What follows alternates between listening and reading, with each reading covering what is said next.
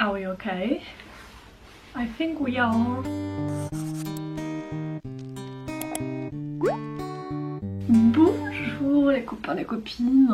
Qu'est-ce qu'on va faire aujourd'hui? On va faire un bilan lecture. Parce que tout compte fait, j'ai quand même lu quelques livres dernièrement et je me suis dit non, en juillet, j'ai pas fait de bilan lecture depuis beaucoup de temps.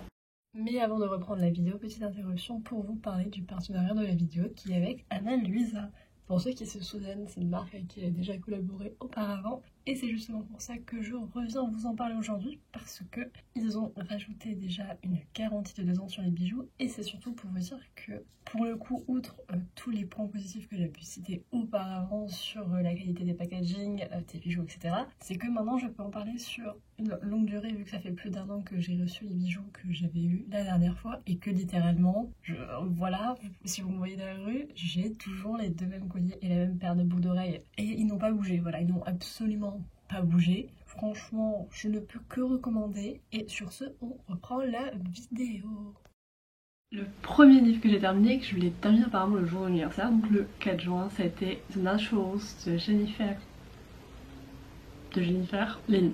J'ai du mal. C'est celle qui a écrit The Inheritance Game. C'est donc une saga de 4 livres, mais qui a été écrite, il me semble, en 2012-2013. Enfin, en fait, elle date un peu. Sauf que je pense que j'en ai jamais entendu parler avant parce que elle n'est pas aussi connue. Et dernièrement, il y a donc Larissa qui est ma source numéro 1 de livres, qui en a parlé, enfin qui était en mode ouais c'est trop bien, c'est trop addictif machin et tout. Et évidemment j'ai été chargée sur ma Kindle et j'ai commencé à le lire. Et c'est vrai que depuis au final, vu qu'elle en a parlé, il y a un peu tout le monde qui s'est vite fait passer l'eau et voilà, c'est devenu un peu plus hype. Je crois qu'il y a des nouvelles couvertures aussi. Mais de quoi ça parle? C'est un YA un peu mystery. Bon, en gros c'est comme les autres livres qu'elle a écrits, hein. C'est, je trouve, l'ambiance assez similaire. En fait on va se retrouver avec une bande de jeunes comme d'habitude. Il y a une fille, j'ai oublié son prénom, qui va être recrutée un peu par le FBI parce qu'elle a une sorte de... En fait ils ont tous une sorte de don de talent mais c'est pas un truc magique. Et donc la fille là en gros c'est une profiler, c'est-à-dire genre en gros dès qu'elle va voir quelqu'un, même un peu de loin, elle arrive très vite à faire son profil, l'analyser, se dire bon elle c'est notre mère célibataire, qui a 2 enfants, qui je sais pas elle a tel niveau de vie etc etc. Et donc ça c'est un truc qui est très intéressant comme compétence pour le FBI et vu qu'elle a pas trop d'attaches que machin que ceci, elle accepte. Et petite truc, parce que pourquoi elle accepte aussi, c'est que sa mère a été...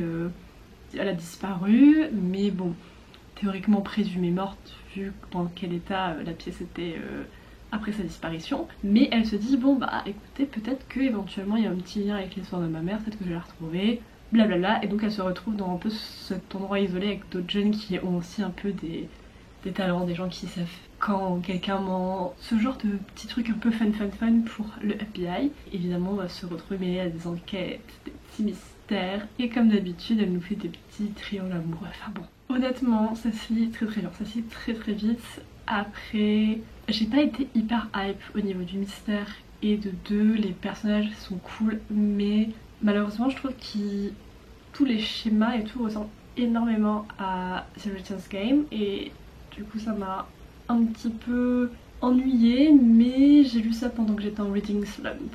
Donc après celui-ci, j'ai lu le livre que vous voyez partout mesdames et messieurs, qui n'est autre que Fourth Wing de Jennifer. Non pas du tout, c'est Jessica. Pas du tout, c'est Rebecca.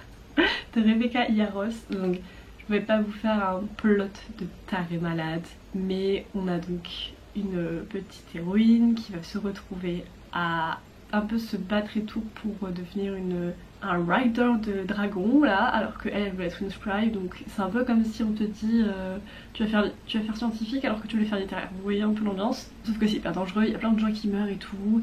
C'est un peu univers fantastique, enemies to lovers, t'as des dragons et t'as un peu de la stratégie et tout. C'est vrai qu'au début j'étais pas hyper hype, je vous avoue, le début j'étais un peu c'est un peu cliché, que si que ça. Même le cliffhanger à la fin, franchement bon, on aurait pu faire mieux, hein, madame. Mais franchement, je sais pas, j'ai bien aimé, ça m'a bien fait rire. J'ai trouvé le concept assez original par rapport au système magique des dragons politiques, etc. Voilà, genre ça se lit bien, ça se hype bien, j'y ai encore beaucoup pensé. Donc, comment dire, la sauce du plot du livre a très bien marché. Après, c'est pas extraordinaire, mais c'est quand même très agréable. Et franchement, c'est l'un des premiers livres où vraiment je comprends la hype niveau fantasy. Le livre suivant, c'est Same Time Next Summer, donc c'est mon premier 5 étoiles depuis un petit moment que j'ai beaucoup aimé pour le coup vu que j'ai mis 5 étoiles. Mais je sais même pas quoi vous dire parce que le plot n'a rien de spécial, c'est juste une dame qui a vécu une grande partie de toute sa vie, son adolescence, enfance et tout, à aller chaque été dans une maison de vacances où évidemment elle est avec un garçon, la lit, et à un certain moment elle y est pu aller et elle va y retourner des années plus tard, ils vont se revoir et bon voilà. Je vous fais pas les dessins, c'est un plot pour les livres d'été qui est assez basique, mais Miam, j'ai surligné tellement de passages, le livre était excellent et je trouvais qu'il y avait tellement plus de profondeur et de choses outre le plot très basique de l'été. Enfin vraiment je peux que vous recommander ce livre. Vraiment si vous devez en lire que un en termes de romance d'été, that's the one. Alors la sélection des 3 prochains livres est un peu marrante je trouve parce qu'ils ont aucun lien entre eux et même les notes on passe du 1 étoile à 5 étoiles donc on se tient bien. Mais le premier c'est Empire of Stone. J'ai pas trop en parler parce que c'est un tome 5 de la série Twin of Glass de Sarah J Maas. Honnêtement ça servira à rien de faire le résumé du tome 1 parce que le plot du tome 1 n'a plus rien à voir avec le tome 5. Genre vraiment c'est... Voilà, si ça vous intéresse allez voir sur Goodreads, mais je pense qu'à ce stade là tout le monde voit à peu près de quelle saga on parle. Et donc ce tome 5 je lui ai mis la note de 4 étoiles parce que déjà c'était pas un 5 étoiles parce que j'ai mis littéralement 2 ans à le lire, donc autant vous dire que déjà je suis très contente de l'avoir fini, d'avoir retrouvé les personnages et en vrai, du coup là je suis arrivée au dernier tome de la saga et j'ai quand même bien hâte de savoir comment ça va se terminer parce que je n'ai jamais terminé une série de Sarah J Maas. Et j'ai l'avant-dernier livre, c'est Done and Dusted. Alors, on va faire un rant parce que là vraiment qu'est-ce qui s'est passé? C'est un livre que j'ai vu sur Instagram. Merci les réseaux sociaux, vraiment c'est un plaisir. C'est un livre que je commençais à voir beaucoup tourner sur Instagram par rapport à sa couverture qui en design ma foi sympathique, mais je me suis dit je le mets de côté, j'achète pas et tout, c'est pas important. Sauf qu'un beau jour je vais sur la page Instagram de l'autrice et là je vois que dans sa présentation du livre, outre les tropes, elle met qui a de la représentation HT, donc en gros trouve de l'attention. À partir de là je me dis mais yes, trop bien. Donc du coup je l'achète de ce pas et en plus la note de l'autrice c'est genre voilà moi j'ai été diagnostiquée, trouve de l'attention blablabla. Je me dis la personne est concernée, ça va être trop bien, c'est génial. Vraiment à ce stade là je m'en foutais de la romance, moi je voulais juste la représentation. Il n'y en a pas eu, voilà donc voilà, donc en vrai ça m'a fait trop de la peine quand j'ai vu que tout le monde avait mis 4-5 étoiles parce que vraiment j'ai trouvé ce livre. Je vais pas m'auto-censurer mais ce livre était nul. Vraiment le plot, nul. Personnage, nul.